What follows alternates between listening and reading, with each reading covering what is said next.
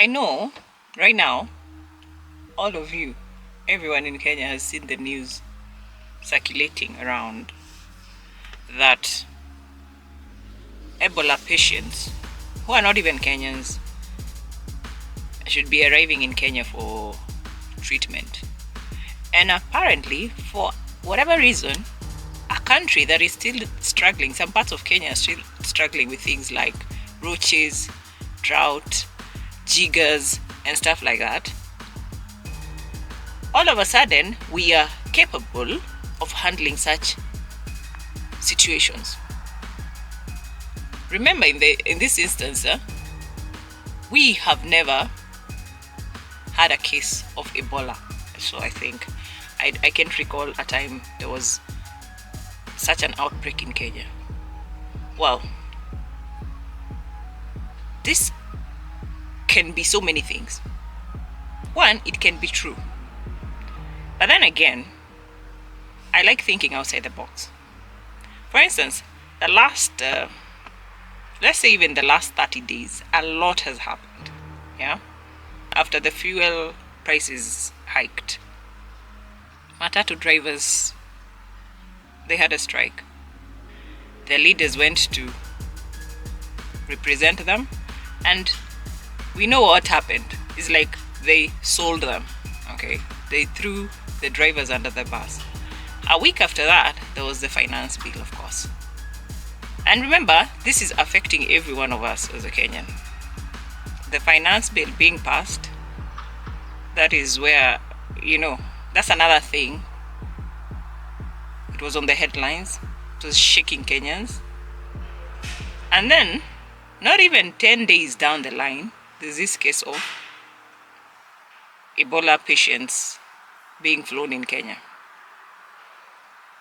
Well, some of these things could be controversial.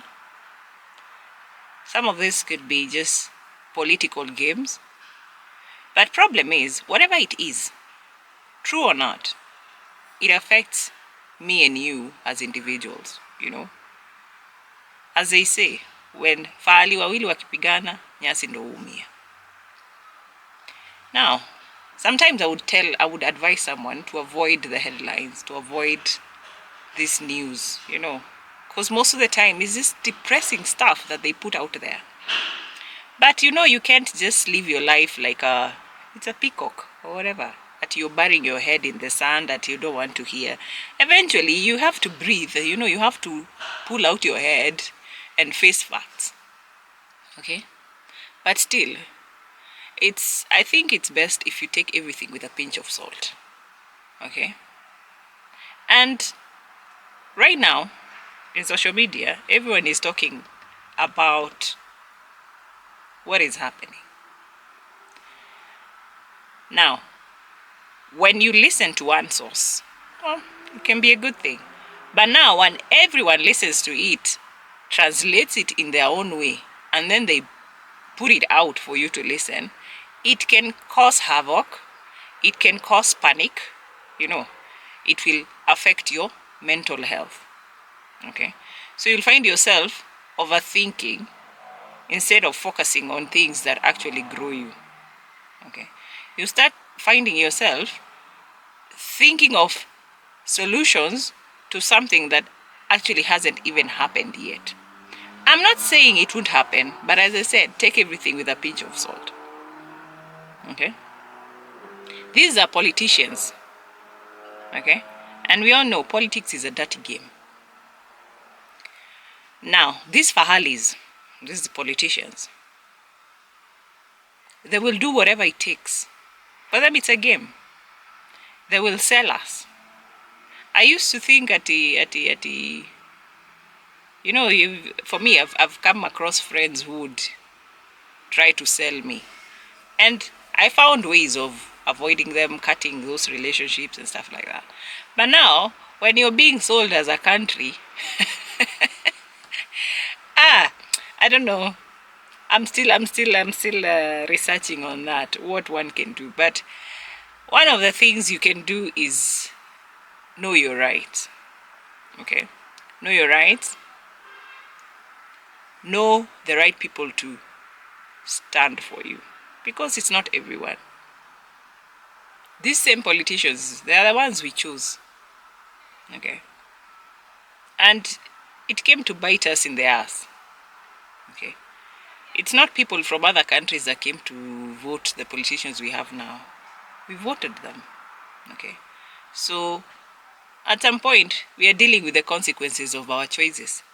Because it was not at a gunpoint. You were not told to vote for someone that ukiwa umewekewa risasi hapo. No. But still, at the same time, we need to learn how to protect ourselves. Because, yeah, people can pretend until they get whatever it is that they want. Yeah. When they get it, they don't have a problem throwing you under the bus. So now that's where you come in.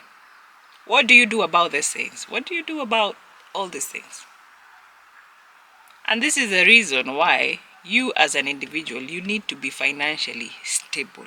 You need to look for money. So that when these things start happening, you stop feeling like you're helpless. That's the worst place you can be. Okay? Ati now, for example, there was that matatu strike. Because now you're not financially okay. Even not going to work for one day, that is a big deal for you. Because financially, you don't plan yourself. Another example is with the finance bill. Yani, for you, you have a problem with everything. You know, there's people who have a problem with certain, there's a part they're okay with, there's a part they're not okay with. But now, when you're not financially okay, and that's why you find people who maybe they're doing okay, most of them hawateti vile. Okay?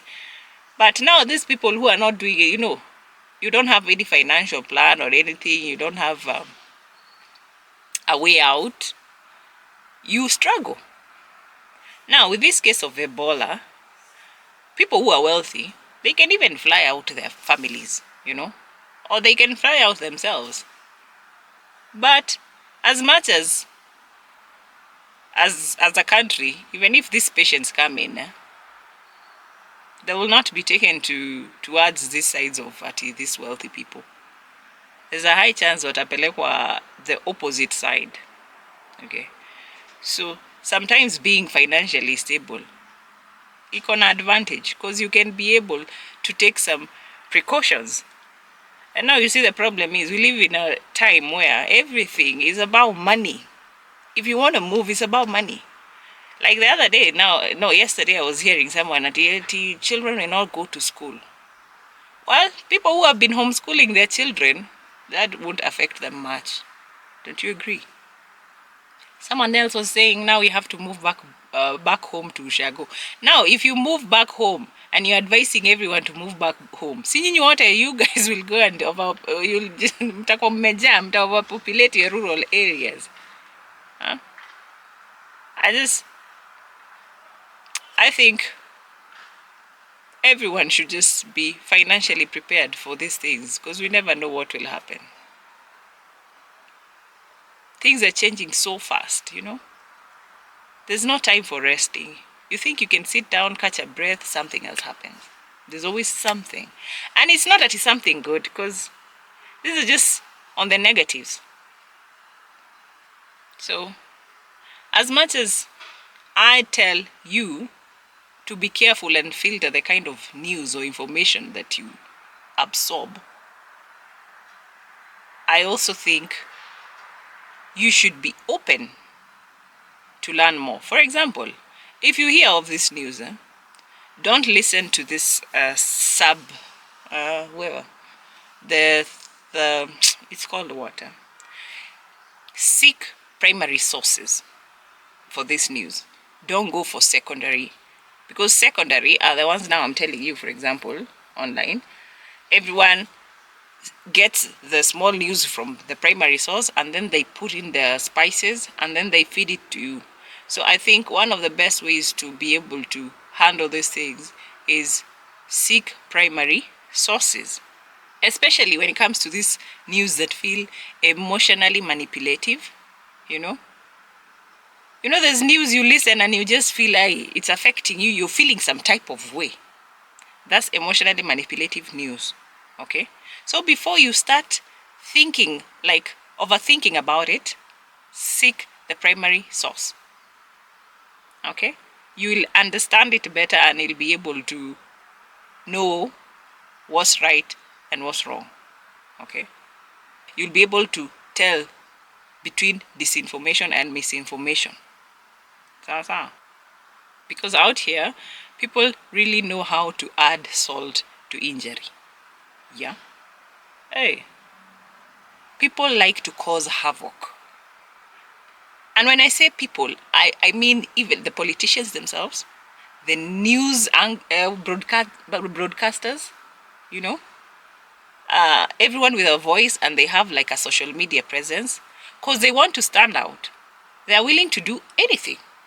They'll say whatever it is that they want to say to get whatever it is that they want.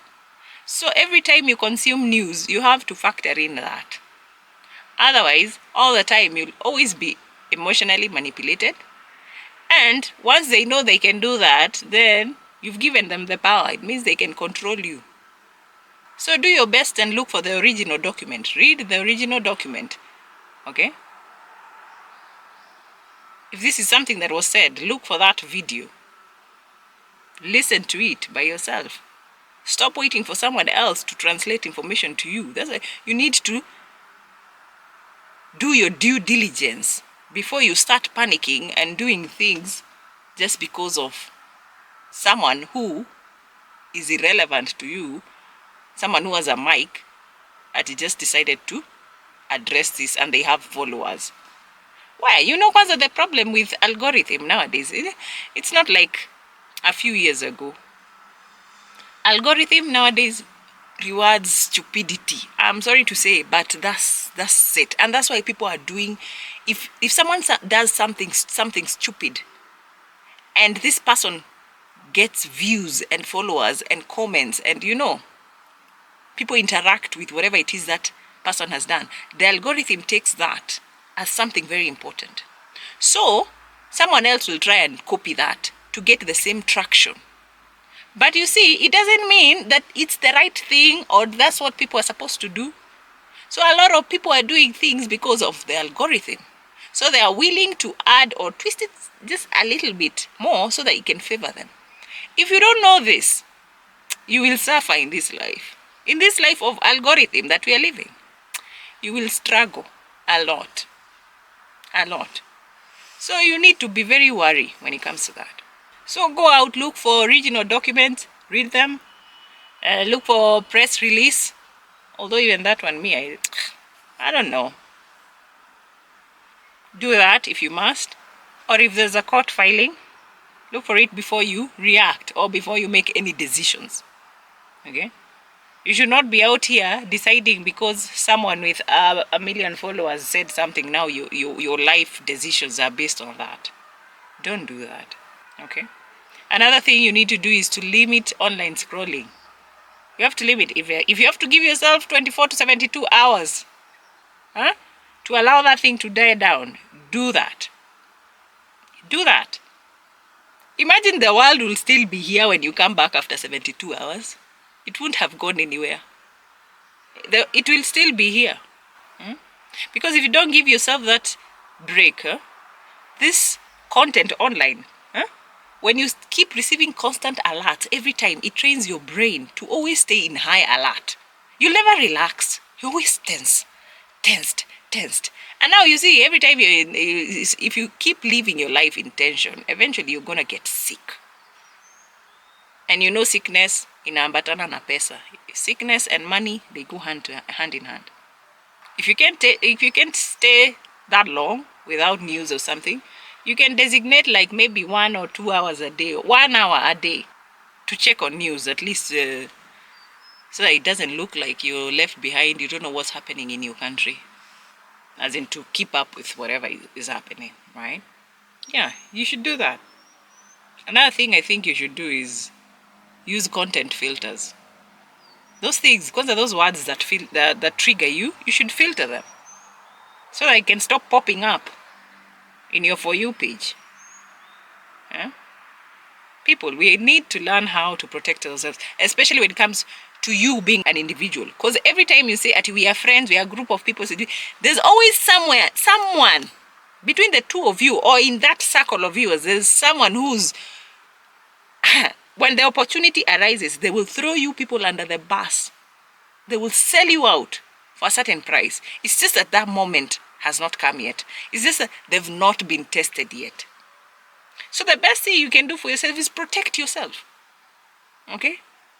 So you gotta start filtering these people. Filter these things out. Use the filtering method. The same way you filter other things, you filter people. Filter information that you consume. Okay? This can look like you muting some things on social media. You can also start considering aggregators that separate breaking news from analysis. Another thing that I think is very important is practicing emotional swarming.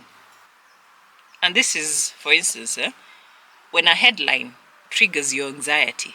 Because all of us are anxious. It depends on your percentage of anxiety. But we are all anxious. So if particular news makes you anxious, you need to stop and ask yourself some questions. For example, do I have control on whatever it is that is happening? Let's talk about those 3 instances that have happened. When there was the Matatu strike, ask yourself, do I have any control? It's a yes or no thing. There's no in between. Like the Matatu drivers when they decided to strike. Personally, I have no control over that. Okay? The moment you realize, the moment you have an answer to that, you will be at peace. Okay? The moment the finance bill was being passed, you go online, you're looking for it, and all of a sudden you can't even find it. You figure it out. Either you look for it manually, or you find ways, look for people to send it to you. It's either you're in control or not. This thing of Ebola, patients being allowed to come to Kenya, these are presidents who are discussing these things. You still have to ask yourself, do I have direct control over this? Can I act usefully in the next 24 hours? If not, I think you need to focus on other things. Okay? Focus on other thing. Mentally, file it. You know what men do? Like compartmentalize everything in their brains. That's what we should all do. The moment you realize this is something that you can't control, file it and move on to something like, a more grounding activity. Something that you can do that will actually help you as a person. Something that you are in control of. Okay? But I also need you to understand that you cannot control what other people think, you cannot control what other people say, and you cannot control or you can't tell what someone will do, like the next step they are going to take. Just be wary of everyone. Okay? Start curating long-form journalism. But above all, don't forget to build resilience offline, off the news, off the internet. You can do this by building strong routines, exercises. Something other than that, than you being on a screen or listening to something. Build in-person community ties with people. Go out there, leave your phone, leave your screen, get out, talk to people, interact with people one-on-one. That's the only time you realize life is beyond that piece of article you read, that piece of news you read. Yeah? That's the only buffer against social media news. It's the only buffer against social-induced helplessness. Because now, the more you consume this social media garbage, the more helpless you feel as an individual. And now when you feel helpless, Whatever it is that you're doing, you're not even giving it your best. You go to work, you're just feeling dull, you're anxious, you're feeling weird because of the kind of food that you're giving to your brain. Be careful about the things that you read or the things you give power to. Be careful about the people you listen to. Be careful about the kind of news that you consume. Remember, not everything is for you. But nowadays we live in a life where we think we want everything because someone else wants it. We think because this works for this person, it will work for me. Because this person's solution worked for them, it will work for me. We are totally different. Someone's understanding of something could be totally different from my understanding of. And that's why we are not the same. And we'll never be the same. Remember, I'm not saying be ignorant. When something is wrong, is wrong. I'm just saying, stay woke. This is not the end of these things. And these things have not started now. These things are only being magnified because we've entered an era where everything now is exposed to us through social media. Kitambo, there was no TikTok. There was no internet access for everyone. So these things will still happen, but we wouldn't know because hatuko tunaona. Now it is happening. There's overload of information, and you're just one person with one brain. What do you think we'll expect when you keep absorbing and taking in all of that? It will affect you mentally. It will affect you socially. Because now, for example, this instance of Ebola, what do you think will happen? We will start fearing people. We will start, for example, I will avoid, interacting with people. I don't want to leave the house. It's promoting that. I don't want to talk to anyone. I don't want to get close to anyone. Remember, in everything in life has two sides. Okay, three. But let's say two, right? There's the good and there's the bad side. Okay?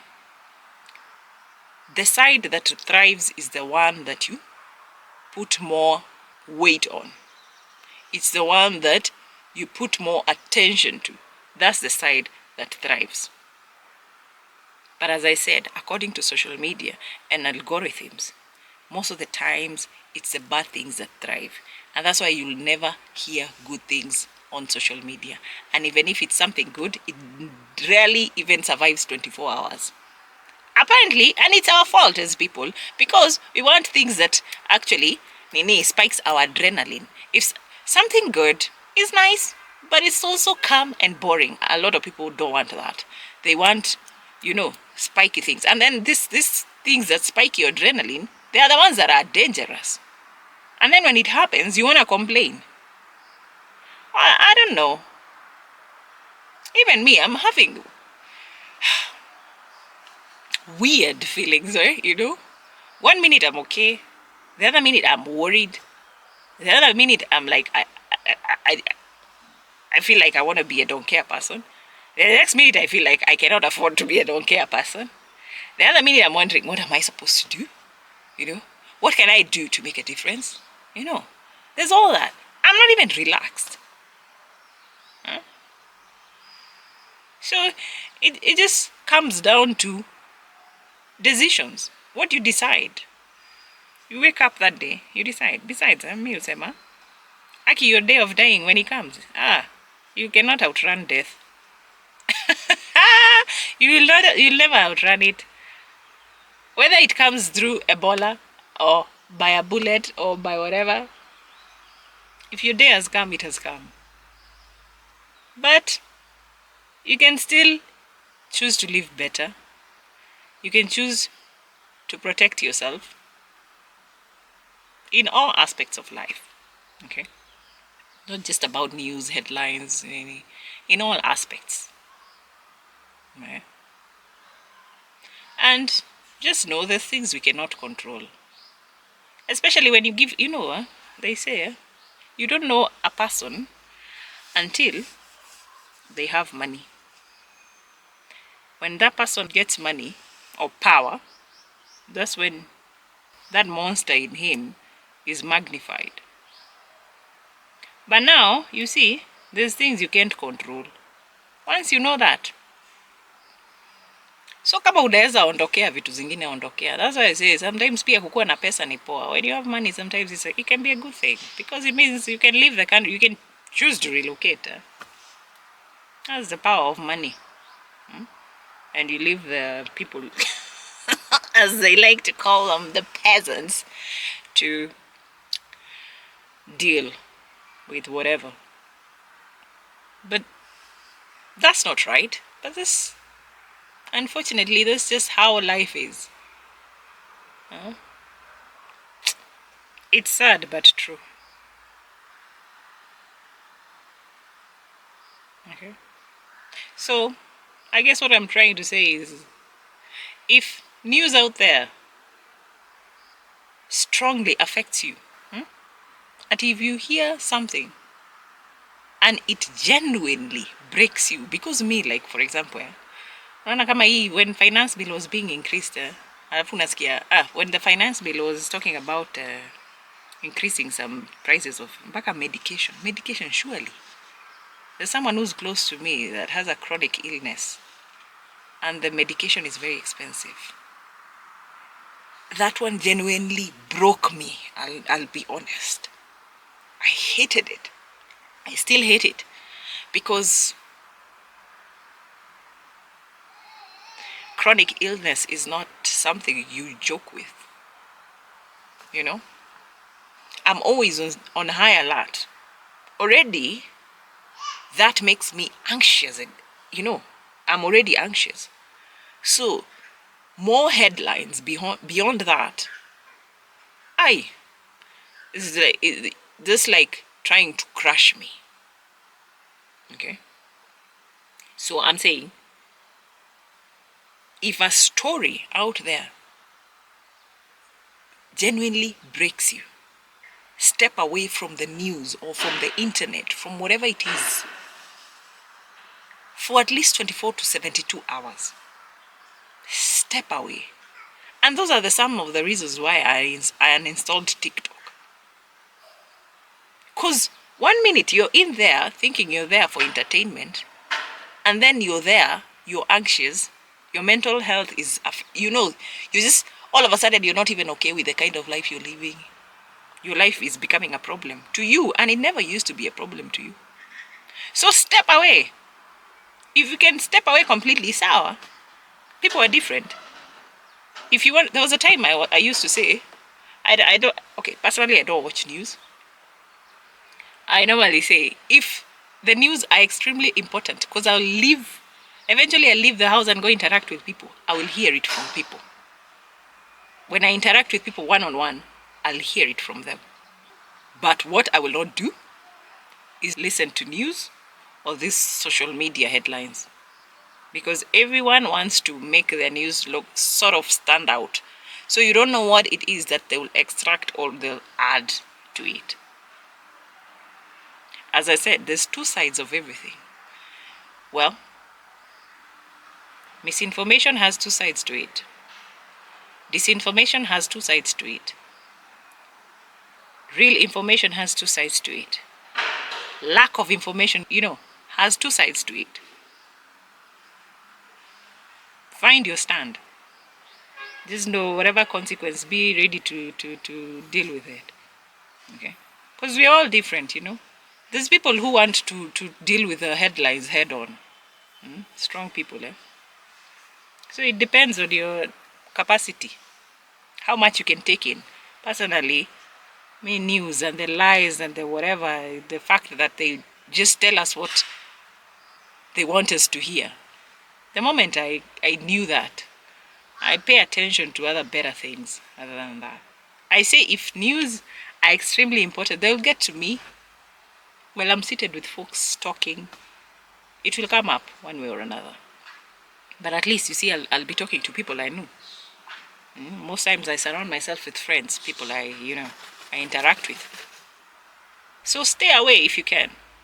If these things break you, if these things affect you mentally, stay away. Come back even if it's after a week. And as I said, the world will still be here. Okay? The world will still be there. It won't have gone anywhere. But you have to take care of yourself. For example, I have a relative of mine. Okay, most of my relatives, even my grandmother was a politician, my grandfather was a politician. I have a cousin who's into politics as much. Most of our family friends are politicians, yes. You see, these people, they like such news, Like they have, I don't know, for them, these are adrenaline. It gives them adrenaline. Hey, kizungu. It gives them adrenaline highs for them, right? But you see, for me, I'm somehow built different a little. I'm an empath. I absorb a lot, and that's why I'm very careful even with the people I surround myself with and whatever it is that I absorb in terms of news and stuff like that. And I'm very emotional. So I'm really, really careful about these things because I tend to overthink about stuff. So I avoid. And that's why it's very easy for someone like me to even cut people off. It's very, very easy. If I feel drained, if I feel like I'm absorbing a lot of negativity, I'll extract myself from that environment or from that individual or whatever it takes, to protect myself. And this is true because, yeah, I'll go protect myself, take my time.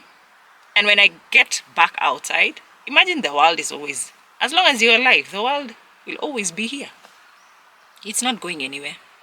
But you have to put yourself first, okay? And it is very, very important for you to know yourself. Know yourself. There's people who, when they hear such news, they are so excited. They can't even wait for, they want to talk about, they can't wait at, ifike saa kumi, I want to, go sit down, talk about it, discuss, laugh, For them, it's something totally different from what I would think, okay? And then there's people like me. And then there's maybe other groups or sets of people who are, I don't know. There's don't cares, there's, yeah. So you figure out where you are in life, who you are, okay? Then take measures that protect who you are. So if you have to take time out, do that. Then you get to return when your mind is, when you're clear-headed. You can be able to think. Sometimes these things, you just give them 24 to 48 hours to die down or to itulie, hiyo news ipoapoe. But politicians will always be politicians. Okay? And I'm sure this is not the last we've heard of them. We should always just brace yourself. Funga seatbelt, just be ready. Impact can happen anytime. Just make sure when that impact happens, your seatbelt is on. Okay? Brace yourself. Be ready for anything. Okay? As they say, expect the best. Whatever. Whatever. So you prepare yourself for expect the worst, but prepare yourself. This English has decided to show me fire today. So, major news cycles can sometimes shift public attention away from controversial government actions. And that's why I said earlier, take it with a pinch of salt. It could be just news to distract you from something the government is doing. But now, because you're not in the government, you wouldn't know. Dugikimenya. Okay? You'll never know. While I'm not saying all news are deliberately like a distraction, but you see, governments and other powerful entities or people, they do use or they can use timing and media relationships to bury stories. So it is for you to do what you have to do to protect yourself. Okay. And You should know the right people to talk to or to get information from. Okay? Yeah. So. Find people you trust. You don't have, you don't necessarily have to be close that you have to be close friends or anything. But even politicians, not all of them are bad. If you know of one good politician, you can always consult with them. If you have direct contact to these people, you can always consult them and ask them, what do you think about what's being said? What do you think about what's happening? Okay? Don't listen to people who have no idea of what they're talking about.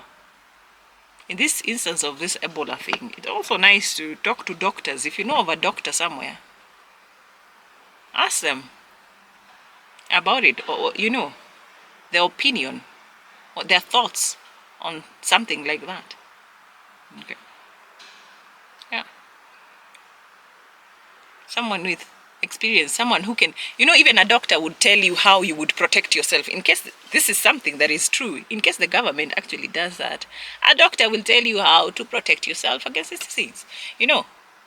And also that as those things I tell you, be hungry for knowledge. You can also go online and find ways on how to protect yourself from something like Ebola in case these people are really brought in Kenya.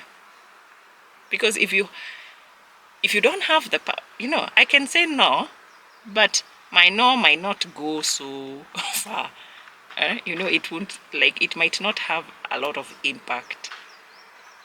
So the moment you know that, that's the beauty of life. There's always something you can do for yourself. Okay? So you just look for the right information. So you can be able to find ways in which you can put yourself in a better place. Try to improve yourself. If it means you need to make more money, make more money. If something like this, these things, they teach us lessons, yeah? We learn, you have to learn something from everything. For example, when the Matatu strike happened, you better have learned something. When the finance bill passed, you must learn something from all these things. Even this case of Ebola, you need to learn something from it. Okay?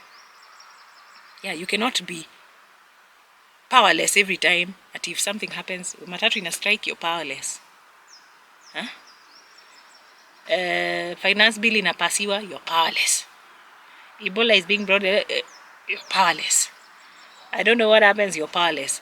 No, find out where your power lies. For example, when it comes to voting, that's where your power lies. But you refuse to see that. And then now where your power lies, you practiced that wrongly. Who did you vote for? Find out where your power, where you have,